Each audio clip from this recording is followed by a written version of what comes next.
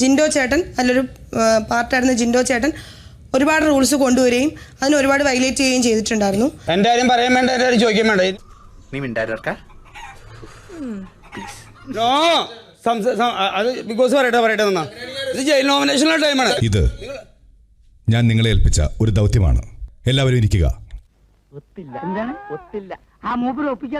So ഞാൻ നോറയ്ക്ക് nominate ചെയ്തത് കാരണം ഞാൻ അപ്സരയ്ക്ക് കുറേ ടൈമിൽ ഞാൻ ചോദിച്ച് പണി മാത്രം 3 ആൾ എടുക്കുന്നത്. കാരണം അപ്സര കിച്ചണിലുണ്ടായി 2 ആളുണ്ടായി. എനിക്കൊന്നും മനസ്സിലാവുന്നില്ല.